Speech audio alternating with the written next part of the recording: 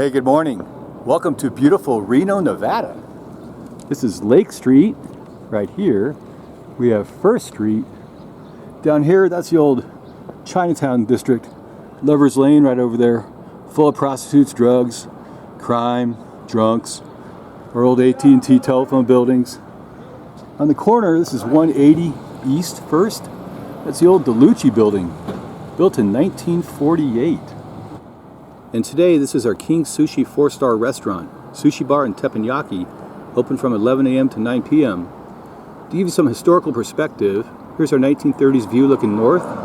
We have the Truckee River, Virginia Street Bridge, Center Street Bridge, and on the right is Lake Street. The bridge did not be constructed until 1937. We also have our original Reno garage, and that later became the AT&T building. And we are standing here at the small structure at the corner of Lake and First Street. Unsure what it was, perhaps a residence, maybe a business, or even a carryover saloon in the Chinatown days, maybe a combination of both. In fact, it may have been the original site of the Chinese Cash's wood-frame store, or the old Chinese wood-framed home and saloon. In any case, starting about 1870, this entire area was occupied by the Chinese railroad workers who settled here after completing the Transcontinental Railroad terminus out by the new railroad depot on Commercial Row, full of brothels, prostitutes, drugs, opium dens, drunks, and crime. Here's an insurance map of Chinatown from early 1900s. All these buildings outlined in red, labeled female boarding, these are wood-framed Chinese brothels, prostitute houses. If you prefer a different variety, you can always visit the Japanese brothel on the other side of Lake Street. We also had a series of Chinese cabins, even Spanish cabins out by the Japanese section. Then running through the corner of Front and Lake Streets was a Chinese dug irrigation ditch. Next to the Truckee River, that was the Chinese pig farm. And right about here, at this building marked Chinese Saloon, this is where we find our DeLucchi Building today.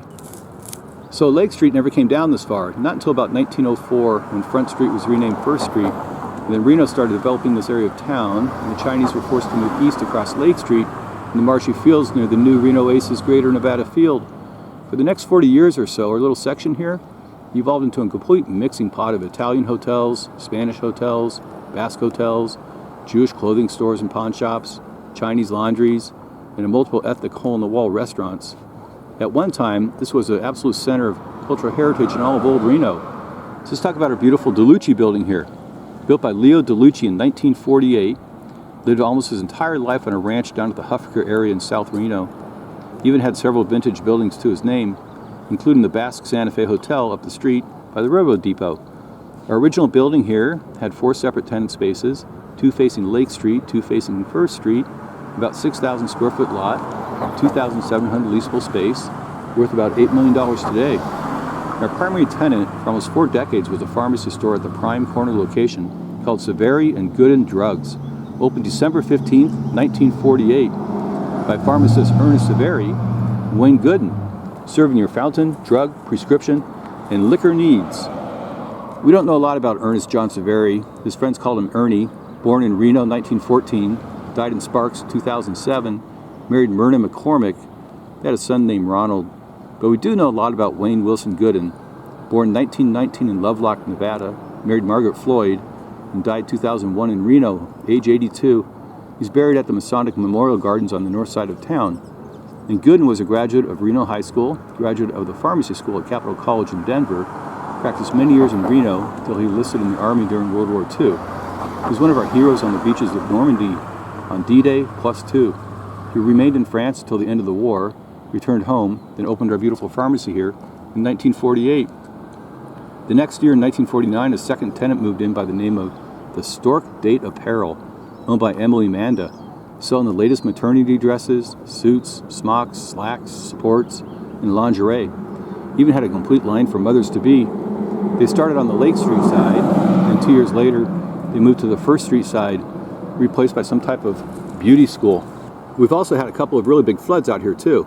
In 1950, about 30 inches of rain fell along the Sierra Mountain crest. That's 300% of normal. The snow was already 4 feet deep when the moisture-laden monster storm plowed in from the Pacific.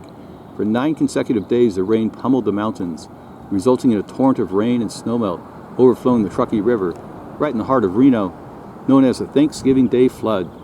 In water levels, they reached over 3 feet along our DeLucchi Building in the Reno garage, and moving around parked cars and tipping over others. That became Reno's worst flood in over 50 years. But there's more. December 21st, 1955, the Pineapple Express, heavy warm moisture jet stream, made its way from Hawaii to the Sierra, with a series of storms belting the mountain. 13 inches fell in 3 days, melting the already 3-foot snowpack.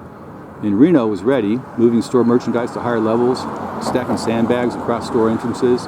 And 2 days before Christmas, another 2 inches fell, setting a new record of 9.31 inches in 24 hours. That compared to the 8.66 inches we got from the horrible 1950 flood. In the following years, Wayne Gooden left, and her new shop became known as Cerveri Pharmacy. Operating for a few more decades till Ernie Cerveri finally closed its doors in 2000. Next, the Highball Bar moved in for a short time, and that was replaced with the Phone Booth Lounge. Our beautiful neon sign for the lounge is on display at the Nevada Historical Society. Around 2010, our business suites were converted to single restaurant space, first occupied by Men Wielding Fire, fine food and barbecue, sit down or take out, still in business down South Virginia Street. Used to have a restaurant, but now they just cater special events and weddings. So in moved the popular Taste of Chicago, 4-star reviews. Inside dining and full bar, fantastic American pizza and Chicago-type cuisine, from fried onion rings, Italian beef, their famous pastrami and Swiss fried cheese sandwich. And you can find Taste of Chicago today up on Moana Lane. And then we had our Vistro in 2023. That's takeout only, calitas, chicken, grilled cheesy. I guess the business model wasn't working well, so that fell apart. And today it's called King Sushi on the corner. All you can eat lunch and dinner. Clean inside, great sushi menu, closed today. Over here, etched on the column, is DeLucchi Building 1948. Busy corner, but apparently not very good for business. Got some broken windows here too. I'm not really sure if our King Sushi is even open anymore. So now we're headed this way, over the Lake Street Bridge. And that's our old Reno arch. Very cool. Anyway, thanks for watching. Have a great day. Bye.